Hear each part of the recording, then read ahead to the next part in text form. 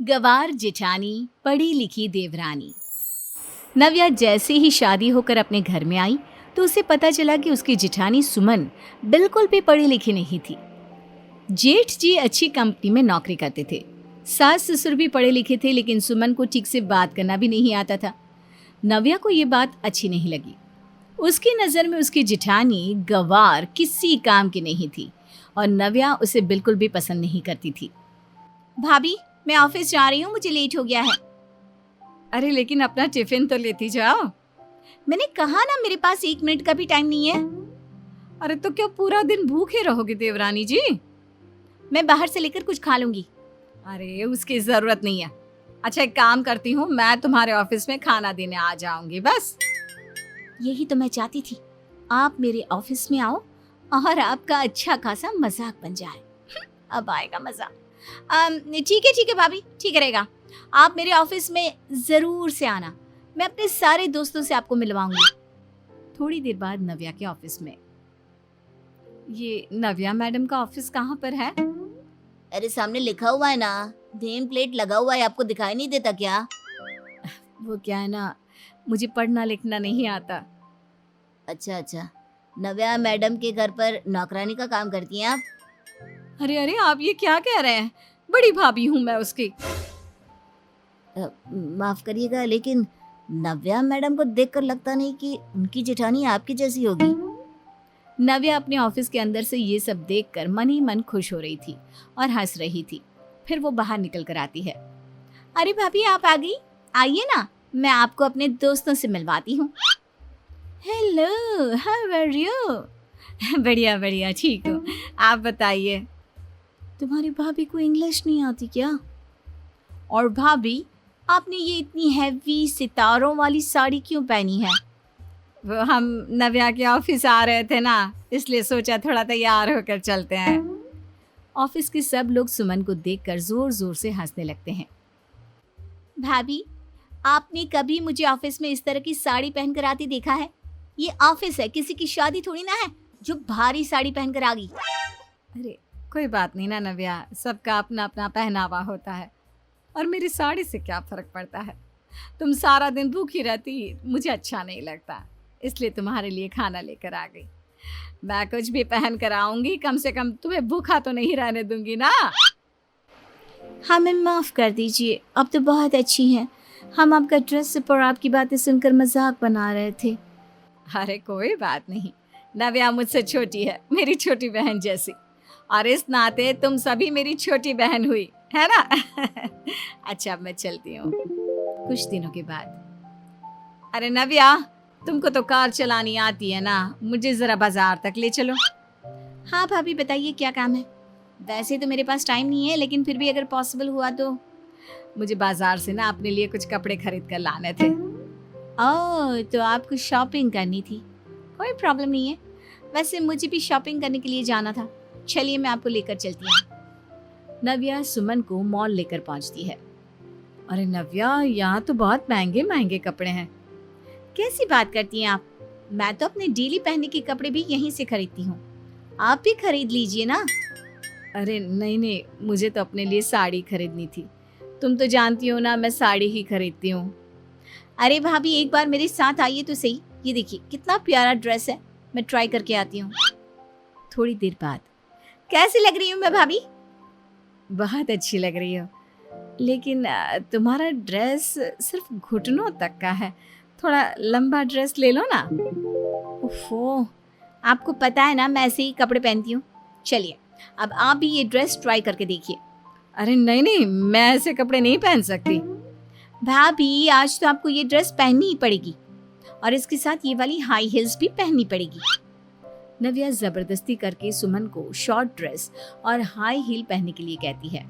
सुमन जैसे ही वो कपड़े पहनकर बाहर आती है, सब लोग उसे देखकर हंसने लगते हैं। अरे सब लोग मुझे देखकर हंस क्यों रहे हैं? भाभी, आप ये हाई हील पहनकर और ये शॉर्ट ड्रेस में जिस तरह से चल रही है ना, कोई भी आपको देखकर हंसेगा। क्या मतलब है? जैसी मेरी चाल है वैसी ही तो चल रही हूँ। अरे पूछिए मत भाभी, कितनी फनी लग रही हैं आप। सब लोगों की नजरें सिर्फ आप पर ही है।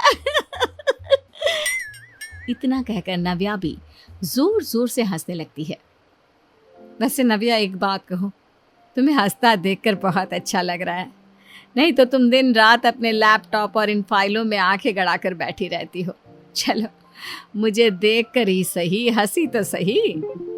एक बार फिर से नव्या चुप हो जाती है। उसकी अपनी जेठानी को नीचा दिखाने की एक और चाल फेल हो गई थी। एक दिन छुट्टी वाले दिन, अरे नव्या, कुछ अच्छा सा इटालियन खाना बना के खिला दो। बहुत दिन हो गए, तुम ऑफिस में इतनी बिजी रहती हो। तुम्हारे हाथ का खाना कितने दिनों से नहीं खाया।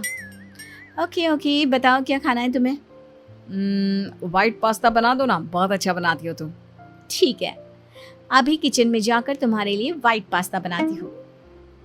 नव्या, क्या बना रही हो? भाभी, मैं वाइट पास्ता बना रही हूँ। अरे, तुम तो अंग्रेजी खाना बनाती हो, मैंने तो कभी इसका नाम भी नहीं सुना। बताओ ना कैसे बनाते हैं। कुछ नहीं भाभी, बस पहले उसको बॉईल करना है, उसके बाद इसमें कुछ वाइट सॉस और कुछ चीज़ें ऐड करके बनाना है। अरे बस इतनी सी बात। लाओ, मैं उबाल देती हूँ, तब तक तुम अपना कुछ काम कर लो, ठीक है? अब आएगा मज़ा। भाभी ज़रूर पास्ता में अपना तड़का लगाएंगी और फिर घर वालों के सामने उनका अच्छा खासा मजाक बनेगा। नव्या काफ़ी देर तक किचन में नहीं आती। थोड़ी देर बाद सुमन पास्ता बनाकर डाइनिंग टेबल पर ले आती है। अरे भाभी, आपने ये सब क्यों किया? मैं आ तो रही थी। देवर जी कब से आवाज़ लगा रहे थे, तुम फ़ोन पर बिजी थी ना, और वैसे भी तुमने मुझे बता तो दिया था कैसे बनाना है, तो बना दिया। अरे वाह भाभी, थैंक यू सो मच। आज तो आपके हाथ का स्पेशल पास्ता खाएंगे। हाँ हाँ देवर जी, क्यों नहीं, पहली बार बनाया है। अरे बनाया क्या, मैंने तो नाम भी पहली बार सुना था। अरे वाह भाभी, कमाल कर दिया आपने तो। इटालियन पास्ता में प्याज और लहसुन का तड़का मार दिया, और वो भी प्रॉपर इंडियन मसालों के साथ। भाभी ने इंग्लिश खाने को भी अपनी तरह देसी बना दिया। भाभी, आपका भी कोई जवाब नहीं। आप हर चीज को कितनी आसानी से गंवार बना देती है। लेकिन मैंने तो पूरी कोशिश की थी अच्छा पास्ता बनाने की। क्यों, क्या आपको भी भाभी का गंवार पास्ता अच्छा लगा? आई नो, आपको पसंद नहीं आया होगा, दोबारा बना कर लाती हूँ अभी। अरे नहीं नहीं नव्या, पूछो मत। ऐसा पास्ता तो मैंने अपनी जिंदगी में नहीं खाया। अरे वो क्या व्हाइट सॉस डालकर फीका फीका सा बना देती हो तुम। भाभी ने तो इसमें मस्त लाल मिर्ची का तड़का लगाया है। भाभी, वादा कीजिए आप मुझे ऐसा पास्ता बनाकर बहुत जल्द खिलाएंगी। हाँ हाँ देवर जी, क्यों नहीं। आप और नव्या तो मुझसे छोटे हैं, आपके लिए इतना तो मैं कर ही सकती हूँ ना। और इस तरह एक बार फिर से नव्या की चाल उस पर ही भारी पड़ गई। कुछ दिनों के बाद, नव्या, मैं अपने मायके जा रही थी। देखो, अगर तुम्हारे पास भी छुट्टी हो तो तुम भी मेरे साथ मेरे मायके चलो। लेकिन भाभी, आपका मायका तो शायद किसी छोटे से गांव में है ना? हाँ, मायका है तो मेरा छोटे से गांव में, लेकिन तुमने तो कभी गांव नहीं देखा। चलो ना, बहुत मजा आएगा तुम्हें। ठीक है भाभी, आप कहते हैं तो मैं आपके साथ चलती हूँ।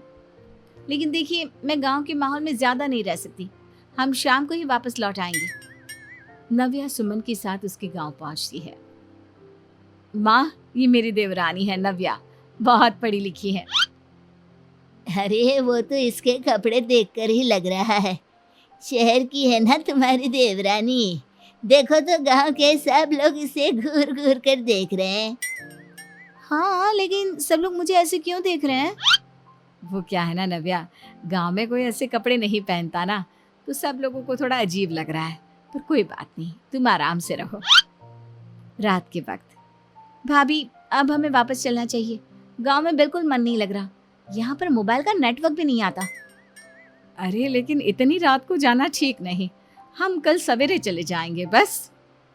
लेकिन मैं यहाँ पर सोऊंगी कहाँ? यहाँ पर तो किसी रूम में एसी भी नहीं लगा हुआ। इधर आओ, मैं तुम्हें भगवान जी के लगाए हुए एसी में सुलाती हूँ। भगवान जी का लगाया हुआ एसी, वो क्या होता है भाभी? ऐसे तो किसी ब्रांड का नाम मैंने नहीं सुना। सुमन नव्या को अपने घर की छत पर लेकर जाती है और वहां पर पड़ी हुई एक चारपाई की तरफ इशारा करके कहती है, ये देखो, यहाँ पर सो जाओ, बहुत ठंडक है और रात को इतनी अच्छी नींद आएगी कि तुम सोच भी नहीं सकती। नहीं नहीं, मैं इस तरह खुले में खाट पर तो बिल्कुल नहीं सो सकती। मुझे तो एसी वाले कमरे में ही सोने की आदत है। अरे एक बार मेरे कहने पर सो कर तो देखो नव्या, फिर बात करना। पास में पड़ी दूसरी चारपाई पर सुमन चादर ओढ़कर आराम से सो जाती है। नव्या भी मुंह बनाकर खाट पर लेट जाती है और जैसे ही उसकी नजर आसमान में चांद सितारों पर पड़ती है, ओह माय गॉड, आसमान कितना सुंदर दिख रहा है। ऐसा तो मैंने पहले कभी देखा ही नहीं। उस एसी वाले बेडरूम के अंदर से तो ये सारी चीजें नजर ही नहीं आती। नव्या देर तक आसमान को देखती रहती है और फिर उसे नींद आ जाती है। सुबह के वक्त, अरे नव्या उठो, शहर नहीं चलना क्या? कितनी गहरी नींद में सो रही हो। अरे भाभी क्या बताओ, ऐसा लगा जैसे जिंदगी में पहली बार इतनी अच्छी नींद आई है। अब सही कह रही थी, यहाँ पर तो सचमुच भगवान का लगाया हुआ एसी है। कहा था ना मैंने तुमसे। अब जल्दी चलो, देर हो जाएगी। भाभी आप कितनी अच्छी हैं। मैं आपसे एक बात के लिए माफ़ी मांगना चाहती हूँ। मैंने हमेशा आपको गंवार कहा, आपकी फैमिली को नीचा दिखाया, लेकिन आपने हमेशा मुझसे प्यार किया। देखो नव्या, मैं ज़्यादा पढ़ी लिखी तो नहीं हूँ, लेकिन मुझे अपने छोटों से प्यार करना आता है। मैं जानती हूँ तुम हमेशा मेरा मजाक बनाती थी, लेकिन मैं कोशिश करती थी तुम्हें खुश रखने की।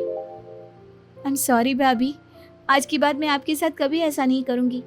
और देखना, आज से हर रोज़ मैं आपको पढ़ाऊँगी और थोड़े ही दिनों में आप भी मेरी तरह इंग्लिश बोलेंगी। ठीक है ठीक है, ये तो बहुत अच्छी बात है। कम से कम इसके बाद लोग ये तो नहीं कहेंगे इस घर में गंवार जिठानी और पढ़ी लिखी देवरानी रहती है। हम दोनों बराबर हो जाएंगी।